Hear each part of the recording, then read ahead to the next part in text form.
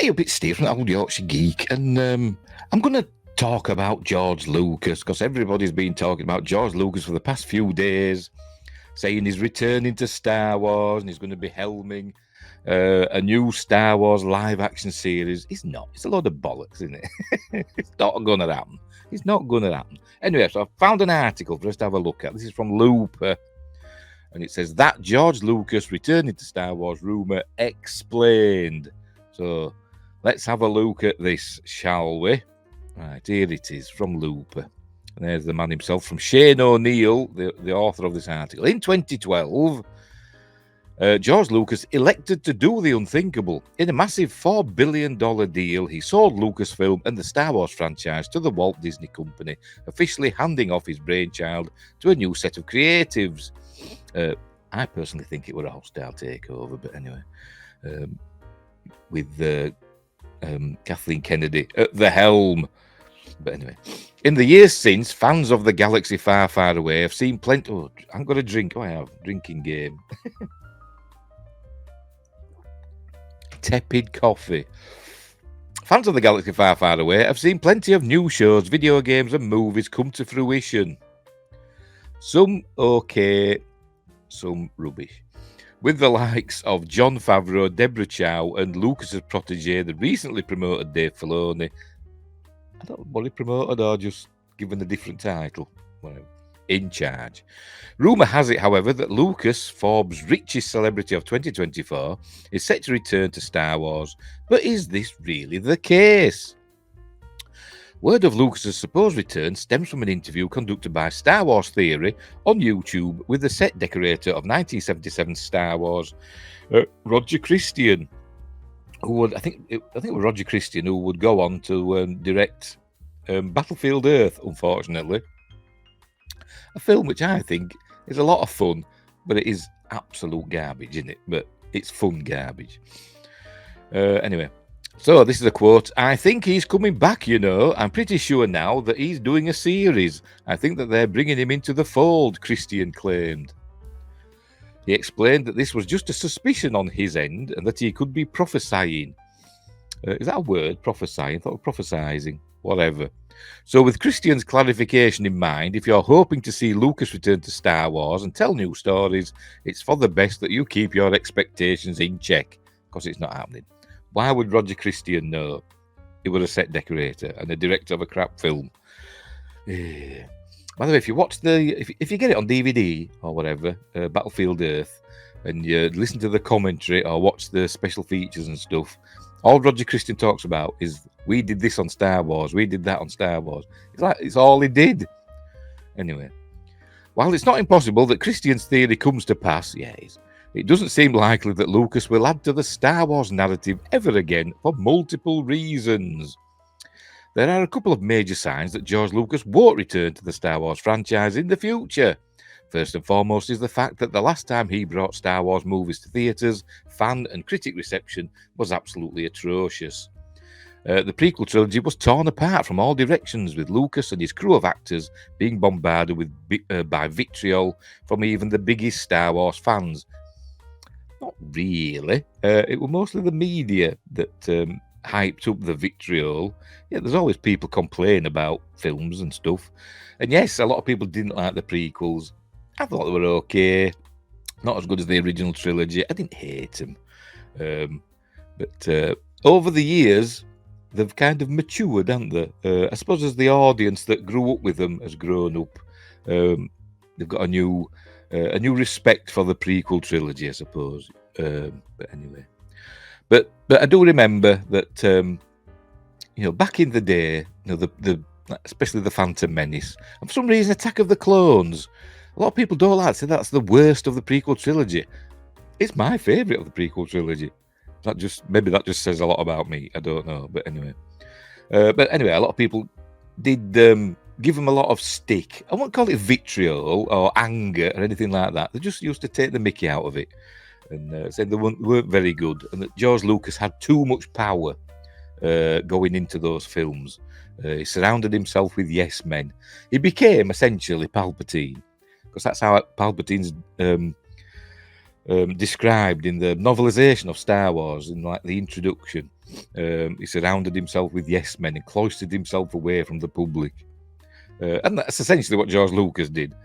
He surrounded himself with yes men and people who were too terrified to say no, because I think he'd fired some people for offering us, suggestions that he didn't like on another film, maybe Howard the Duck or something like that, which people forget were a Lucasfilm production.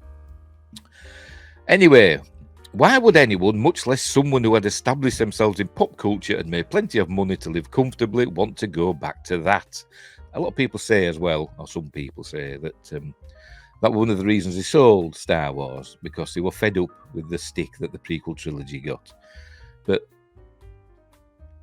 it was quite a few years, wasn't it? It was 7 years after Revenge of the Sith that he sold Lucasfilm.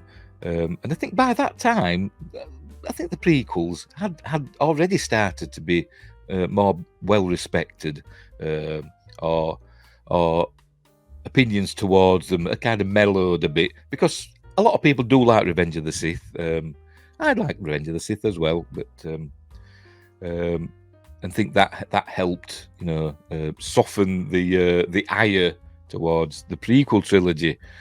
But anyway, that's by the by. Right. Additionally, Lucas had his personal life in mind when he chose to let Star Wars go. In 2012, he says, I was 69.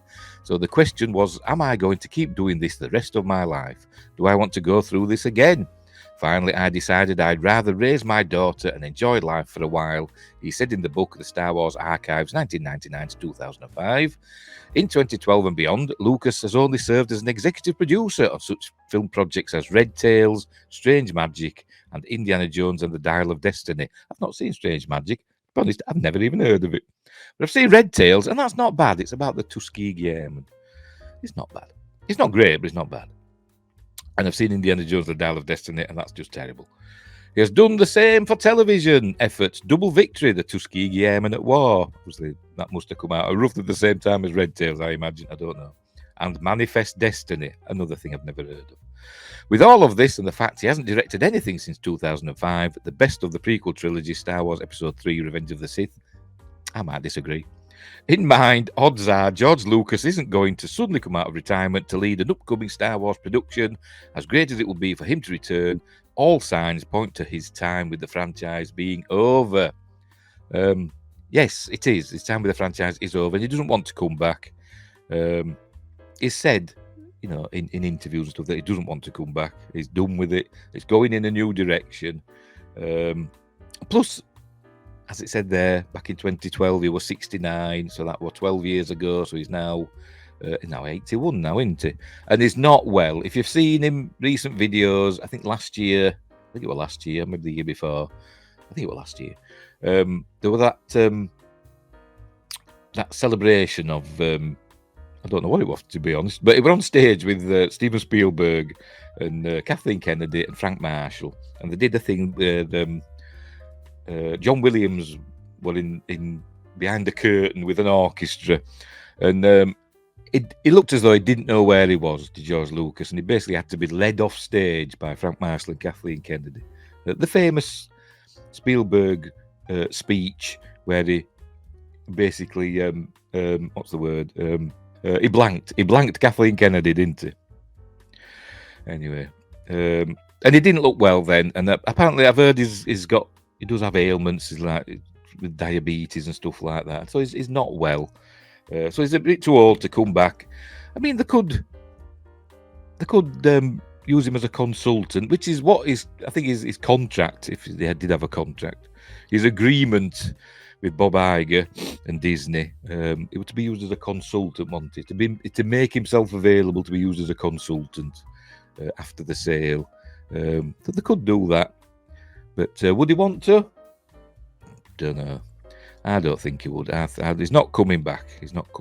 Even though we'd love it. It'd be nice to see him. It's always been nice to see him on set. We've seen photos of him on set in like The Mandalorian and things like that. Usually with a cup of coffee. Why do all these people walk around with big cups of like Starbucks or something, or Costa coffee in their hands? Just put it away. Anyway. They've got to avail themselves of craft services, I suppose, whenever you go into a film set. But anyway, so no, he's not coming back. He's not coming back. No matter what Roger Christian says. I mean, why would Roger Christian know what's going on? He was a set decorator on Star Wars and directed a not very well received sci-fi film, which I didn't mind, to be honest. But and he did say in the interview with Star Wars Theory that he said, "Oh, I've read he's coming back." So it's nothing he knows. It's not like somebody's told him. You know, somebody he knows. You know, an inside source. Everybody's got sources, haven't they? Wish I did. Nobody's told he's read it, so I think he's just putting two and two together. But where he read that, I have no idea. So anyway, so there we go. That's it. George Lucas is not coming back.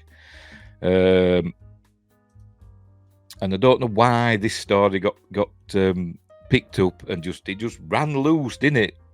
Star Wars Theory's interview with Roger Christian.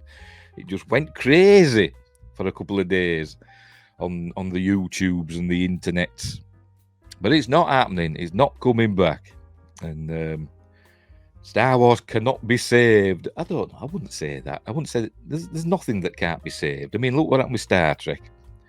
You know, J.J. Abrams and Alex Kurtzman essentially destroyed that franchise. But all it took was a good season of Star Trek Picard to get the fans back on board. And I've got to be honest, this latest season of Star Trek Discovery, apart from a couple of sequences, hasn't been too bad. I've quite enjoyed it, to be completely honest. So anyway, so anything can be saved as long as you get some good writers and some good stories and some good filmmakers behind it. That's all it needs, and a bit of love. That's all these franchises need. Somebody who loves what they're doing and appreciates the law and the franchise. And magic happens, and you get the fans back. So maybe that's what they need to do. So fingers crossed they might have learned their lesson, but I doubt it. Right, we'll leave it there. So I just thought I'd give you my 2 cents on George Lucas coming back to save Star Wars. It's not happening. Not happening at all. Right, we'll leave it there. Why, I had a video and I forgot I had a video. This is what George Lucas is going to say to anybody who says that you're coming back to Star Wars. Out! That's what he's saying. Right, we'll leave it there. So, thanks for watching. Wherever you are, look after each other. And until next time, I'll see you there.